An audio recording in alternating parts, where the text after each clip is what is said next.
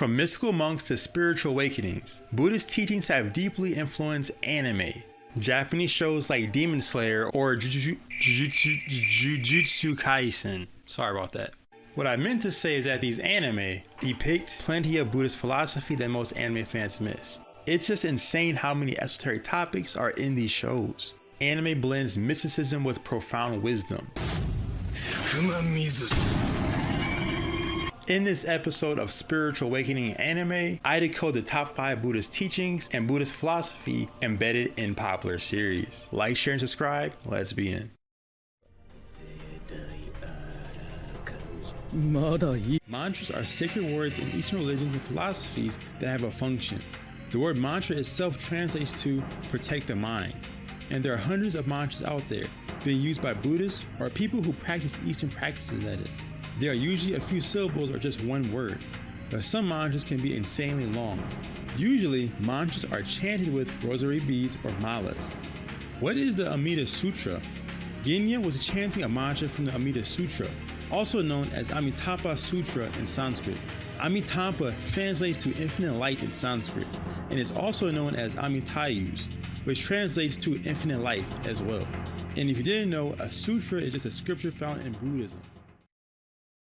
The pain arc has some of the most interesting references associated with Buddhism, and the 6 paths of pain in particular represent the Buddhist concept called samsara, the 6 levels of existence in which beings die and are reborn.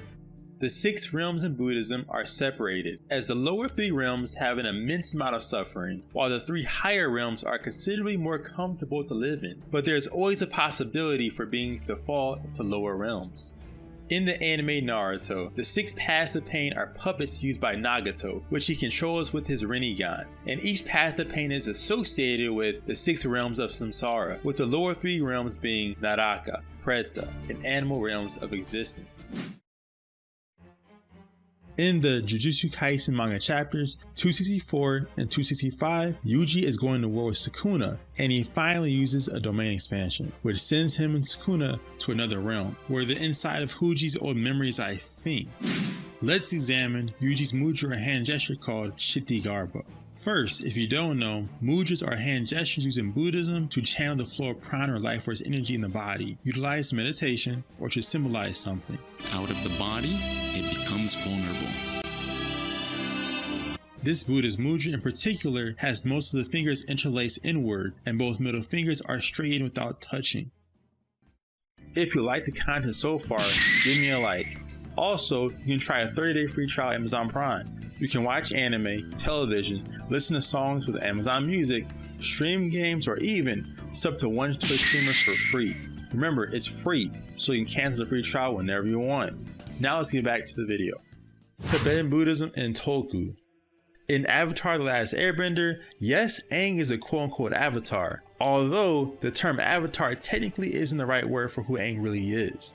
Aang's overall tendencies and culture is based on Buddhism, Tibetan Buddhism to be exact. Aang will be considered something called a tulku.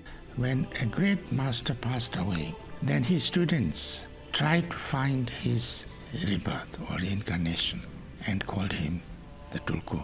In Tibetan Buddhism, a tulku is a person who has been identified as the emanation of a deceased master. A tulku is a fully enlightened being who incarnates over and over again to help and spread Buddhist teachings to eventually enlighten the world. In case of the show, Aang has incarnated to bring proper balance into the world by turning the tide in the battle against the Fire Nation.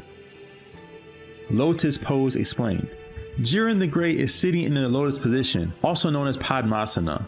A real technique Zen practitioners can achieve, although it takes years to comfortably sit in position for 30 minutes or numerous hours actually.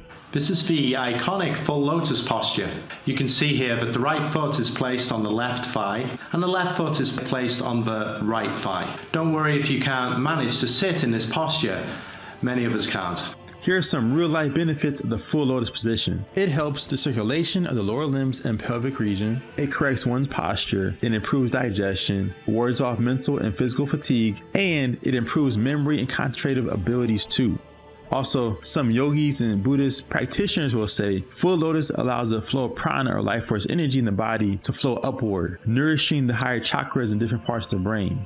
However, in Dragon Ball Super, the Z fighters mostly use Burmese pose, a sitting pose where both feet are on the ground and not in their hips. This is a very basic pose to sit in. In my opinion, just because they are sitting in this position means most of them have not mastered meditation yet, but they might in the future.